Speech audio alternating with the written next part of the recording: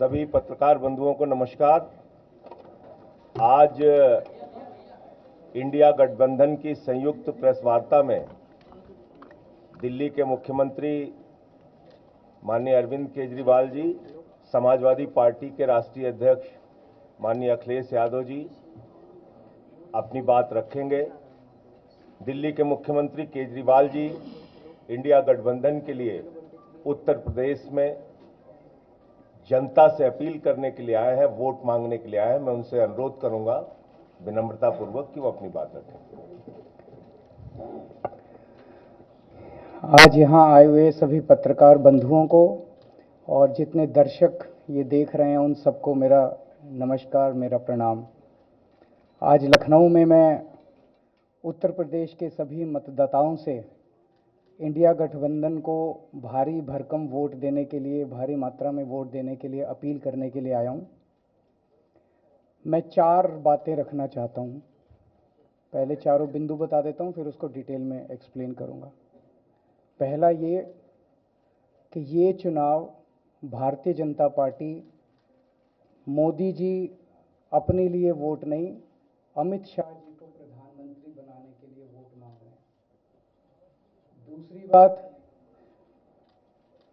योगी आदित्यनाथ जी को अगर ये लोग जीत गए तो योगी आदित्यनाथ जी को 2 से 3 महीने के अंदर उत्तर प्रदेश के सीएम पद से हटा दिया जाएगा। नंबर 3, इन लोगों की पूरी तैयारी है, अगर ये लोग जीत गए तो संविधान को बदल के SC ST और OBC का रिजर्वेशन खत्म कर दिया जाएगा। और नंबर 4, जो आंकड़े अब देश भर से आ रहे हैं वो ये दिखा रहे हैं कि 4 जून को इंडिया गठबंधन की सरकार बनने जा रही है और NDA को और BJP को बहुत कम सीटें मिलने जा रही हैं। अब मैं अपने सबसे पहले पॉइंट पे आता हूँ। जब 2014 में प्रधानमंत्री बने थे नरेंद्र मोदी जी, तो उन्होंने खुद एक रूल बनाया था कि भारतीय जनता पार्टी के अंदर और उनकी सरकारों में 75 वर्ष से ऊपर कोई भी व्यक्ति होगा तो उसको संगठन में और सरकार में किसी भी पद पे नहीं रखा जाएगा, उसको रिटायर कर दिया जाएगा। और उसका सबसे पहले उस रूल के तहत आडवाणी जी को और मुरली मनोहर जोशी जी को रिटायर किया गया था। और उसके बाद तमाम यशवंत सिन्हा जी, सुमित्रा महाजन जी, कई लोगों को यहाँ टिकट नहीं मिली। कई लोग जो पद पे बैठे हुए थे उनको पद से इस्तीफा दिलवा के उनको हटाया गया। ऐसे कई सारे लोग हैं। तो अब अगले साल 17 सितंबर को प्रधानमंत्री मोदी जी 75 साल के होंगे और मोदी जी ने तय कर लिया है कि अमित शाह जी को वो अपना वारिस बनाएंगे और अमित शाह जी अगले साल 17 सितंबर को देश के प्रधानमंत्री बनाने का उन्होंने तय किया है मोदी जी ने। इसके ऊपर मोदी जी पिछले 1-2 साल से लगे भी हुए हैं, क्योंकि भारतीय जनता पार्टी के अंदर अमित शाह जी के सामने जो जो बाधाएं पैदा कर सकता था नेता, एक एक करके उन सब नेताओं को साइड कर दिया गया, उनका पत्ता साफ कर दिया गया। शिवराज सिंह चौहान को हटा दिया गया, वसुंधरा राजे को हटा दिया गया, डॉक्टर रमन सिंह को हटा दिया गया, देवेंद्र फडणवीस को खत्म कर दिया गया, खट्टर साहब को खत्म कर दिया गया। एक एक करके सबको खत्म कर दिया गया। एक ही शख्स बचे हैं जो अमित शाह जी के रास्ते का कांटा बन सकते हैं। हेलो, आवाज आ रही है? एक ही शख्स हैं जो कि उनके रास्ते का कांटा बन सकते हैं, वो हैं योगी आदित्यनाथ जी। अब योगी आदित्यनाथ जी को इन्होंने हटाने का पूरा मन बना लिया है और अगर इनकी सरकार बनी तो 2 महीने के अंदर योगी जी को भी उत्तर प्रदेश के सीएम से हटा दिया जाएगा। मैंने दिल्ली में 3-4 दिन पहले ये प्रेस कॉन्फ्रेंस की थी और ये दोनों मुद्दे उठाए थे। जैसे मैंने मुद्दे उठाए थे तो अमित शाह जी ने और उनके कई नेताओं ने अपनी भावना प्रकट की कि नहीं नहीं, मोदी जी को 75 साल में इस्तीफा नहीं देना चाहिए, मोदी जी को 75 साल पूरा कार्यकाल पूरा करेंगे। उन सब की भावनाओं की मैं कद्र करता हूं, क्योंकि अपने नेता के लिए जब भी ऐसी बात होती है तो सब लोग सामने आके बात करते हैं। लेकिन बड़ी बात यह है कि मोदी जी ने ऐसा नहीं कहा कि मैं 75 साल पे इस्तीफा नहीं दूंगा, मैं रिटायर नहीं होऊंगा। उनका अपना बनाया हुआ रूल है और मुझे पूरी उम्मीद है कि मोदी जी का अपना बनाया हुआ रूल है और मोदी जी अपने रूल को फॉलो करेंगे। नहीं तो लोग कहेंगे कि मोदी जी ने ये रूल आडवाणी जी को हटाने के लिए बनाया था, जब अपनी बारी आई तो नहीं। तो मोदी जी इस रूल का फॉलो करेंगे, ये पूरा यकीन है देश के लोगों को कि उन्होंने खुद रूल बनाया तो खुद फॉलो करेंगे। दूसरी बड़ी बात जो हुई कि जब मैंने कहा कि योगी आदित्यनाथ जी को 2 महीने में हटा दिया जाएगा, इस पे अभी तक भाजपा के किसी नेता की टिप्पणी नहीं आई है। 4 दिन हो गए, इसका मतलब ये तो कंफर्म करता है कि उन्होंने पूरी प्लानिंग कर ली है और उनके पक्ष में कोई बोलने के लिए तैयार नहीं है योगी आदित्यनाथ जी के। तो उनका हटना अब लगभग तय है कि योगी आदित्यनाथ जी को उत्तर प्रदेश के सीएम पद से हटाया जाएगा। दूसरी चीज, मैं उत्तर प्रदेश के सभी मतदाताओं को कहना चाहता हूं कि पिछले 4-5 महीने से इन्होंने शोर मचा रखा है, 400 पार 400 पार 400। क्यों? कहते हैं नहीं मोदी जी कुछ बड़ा काम करना चाहते हैं। तो लोगों ने खोद खोद के पूछा, भाई क्या बड़ा काम करना चाहते हैं, कुछ बताओ तो सही। तो उन्होंने नहीं बताया, नहीं बताया। लोगों ने फिर अंदर से पता किया कि बड़ा काम ये करना चाहते हैं कि देश से रिजर्वेशन खत्म करना चाहते हैं। हम जानते हैं कि इनका जो पूरा इकोसिस्टम है, आरएसएस, बीजेपी, शुरू से ये लोग रिजर्वेशन के खिलाफ रहे हैं। इनकी पूरी की पूरी मानसिकता रिजर्वेशन के खिलाफ रही है। तो मैं सभी लोगों को ये आगाह करना चाहता हूं कि ये बड़ा काम इनको 400 पार इसीलिए चाहिए क्योंकि ये रिजर्वेशन खत्म करना चाहते हैं। संविधान को, बाबा साहब अंबेडकर ने जो संविधान बनाया था, उस संविधान को ये तार तार करना चाहते हैं। पूरे देश भर से अब जो ट्रेंड आ रहे हैं, वो ट्रेंड ये दिखाते हैं कि भारतीय जनता पार्टी को 250 से भी नीचे, मेरे हिसाब से 220 के आसपास, 3-4 दिन पहले भी मैंने कहा था, 220 से कम सीटें इनकी आती हुई नजर आ रही हैं। आप हिसाब लगा लीजिए। मैं हरियाणा होके आ रहा हूं कल परसों, हरियाणा में इनकी बहुत कम हो रही हैं, दिल्ली में इनकी बहुत कम हो रही हैं, पंजाब में मुझे नहीं लगता इनकी कोई सीट आ रही है, कर्नाटक में इनकी काफ़ी कम हो रही हैं, महाराष्ट्र में इनकी बहुत कम हो रही हैं, बंगाल में इनकी कम हो रही हैं, यूपी में इनकी कम हो रही हैं, बिहार में इनकी कम हो रही हैं, झारखंड में इनकी कम हो रही हैं, राजस्थान में इनकी कम हो रही हैं। तो इनकी सीटें आ कहाँ रही हैं? तो इनकी 220 के नीचे सीट आ रही हैं। इनकी सरकार बीजेपी की सरकार नहीं बन रही है, इंडिया गठबंधन की सरकार बनेगी और इंडिया गठबंधन की सरकार जो है वो देश को एक प्रगति के रास्ते के ऊपर लेके जाएगी। इस तरह से जो पूरे देश के अंदर एक नेगेटिविटी इन लोगों ने फैलाई है, उसको हम लोग ठीक करेंगे। मैं अंत में उत्तर प्रदेश के सभी लोगों को अपील करना चाहता हूं कि इंडिया गठबंधन के, यहाँ पे सपा और कांग्रेस का गठबंधन है, इंडिया गठबंधन का जो जहाँ से कैंडिडेट है उसको भारी मात्रा में वोट देकर आप सब लोग जिताइए। अब मैं निवेदन करूंगा समाजवादी पार्टी के राष्ट्रीय अध्यक्ष माननीय अखिलेश यादव जी से कि वो अपनी बात करें। आदरणीय अरविंद केजरीवाल जी का मैं धन्यवाद देता हूं। उन्होंने बहुत महत्वपूर्ण बातें आपके सामने रखी हैं।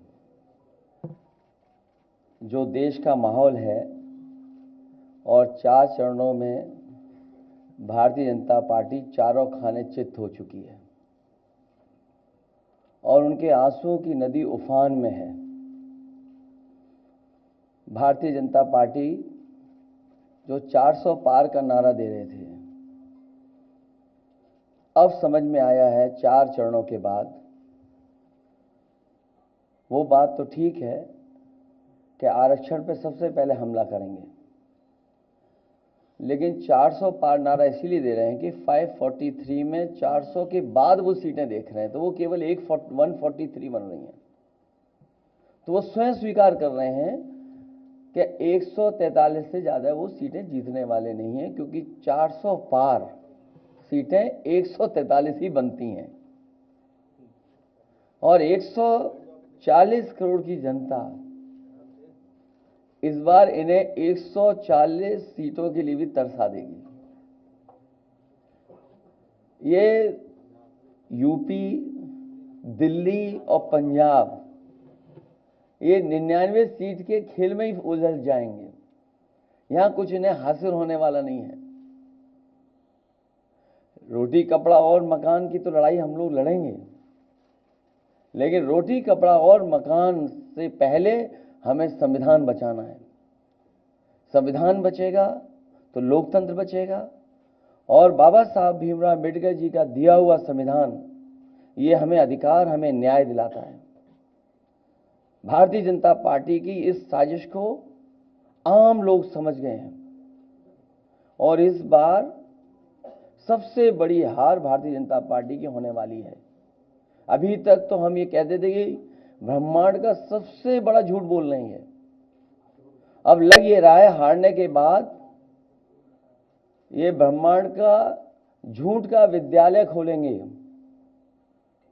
यूनिवर्सिटी खोलेंगे और वाइस चांसलर और डीन पहले से ही रिटायर होकर के वहां अपने आप नियुक्त हो जाएंगे। इसलिए देश को बचाने के लिए आदरणीय अरविंद केजरीवाल जी आए हैं, हम लोगों का सहयोग और मदद करने के लिए आए हैं। मैं इनका धन्यवाद देता हूं। और आप पार्टी, इंडिया गठबंधन, समाजवादी पार्टी, हम सब मिलकर के भारतीय जनता पार्टी को हटाने जा रहे हैं।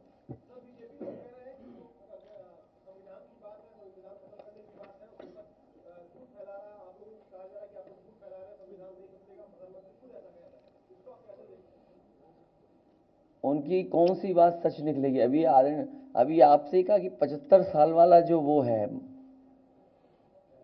रूल नियम, उसको तो फॉलो किया जाएगा ना, इसी से पता लग जाएगा। और एक मिनट, अगर आप इनका इतिहास उठा के देखें पिछले 75 साल का, जनसंघ का, आरएसएस का, थ्रू आउट ये लोग रिजर्वेशन के खिलाफ रहे हैं। तो अब 400 सीटें लाके ये संविधान बदल के उस रिजर्वेशन को खत्म करना चाहते हैं। अरविंद जी, स्वाति मालीवाल के मामले में अभी तक आप कुछ बोले नहीं है। आपके और जी आपके साथ में स्वाति मालीवाल के मामले में अभी तक, अरे उससे ज्यादा जरूरी और चीजें भी हैं, कागज हम निकाल लिए। अरविंद जी, आज आपके साथ में वो है, आज आपके साथ में भी आए हुए भाजपाई किसी के सगे नहीं है। क्या बोलेंगे स्वाति मालीवाल के मामले में, क्या बोलेंगे आप? ये है कि भाजपाई किसी के सगे नहीं है और भाजपाई झूठे मुकदमे लगाने वाला गैंग है। सब लोग, पूरा देश हतप्रभ है, दुखी है, आज तक पीड़ित है। मणिपुर के अंदर एक कारगिल योद्धा की पत्नी को निवस्त करके घुमाया गया, सैकड़ों महिलाओं के साथ दरिंदगी हुई, भारत के प्रधानमंत्री खामोश रहते हैं। हजारों महिलाओं के साथ प्रज्वल रवन्ना ने बलात्कार किया, दरिंदगी की, मां की उम्र की महिलाओं के साथ। प्रधानमंत्री कहते हैं ये भारत को मजबूती देगा, इसी को वोट देना। ये भारत का भविष्य है प्रज्वल रवन्ना, उसको भगा दिया जाता है बीजेपी के द्वारा। पहलवान बेटियां जब जंतर मंतर पे लड़ रही थीं न्याय मांगने के लिए, तो यही स्वाति मालीवाल जो महिला आयोग की अध्यक्ष थीं, रात में उनके समर्थन में गई थी, पुलिस के लोगों ने घसीट के मारा था। हमने देखा यहीं उत्तर प्रदेश के अंदर कुलदीप सेंगर के मामले में, हाथरस के मामले में, देश के प्रधानमंत्री खामोश रहते हैं, एक शब्द नहीं बोलते। आम आदमी पार्टी हमारा परिवार है, पार्टी ने अपना रुख साफ कर दिया है और मैं चाहता हूं जितने विषय मैंने आपके सामने रखे हैं, देश के प्रधानमंत्री और भारतीय जनता पार्टी को जवाब देना चाहिए। स्वाति मालीवाल के मामले में जवाब देना, जब वो पहलवान बेटियों के लिए जंतर मंतर पे न्याय मांगने गई थी स्वाति मालीवाल जी, उस समय घसीट के मरवाया पुलिस वालों से। तो इसलिए इस पे राजनीतिक खेल ना खेलें, मैं सिर्फ इतना कहना चाहता हूं। धन्यवाद।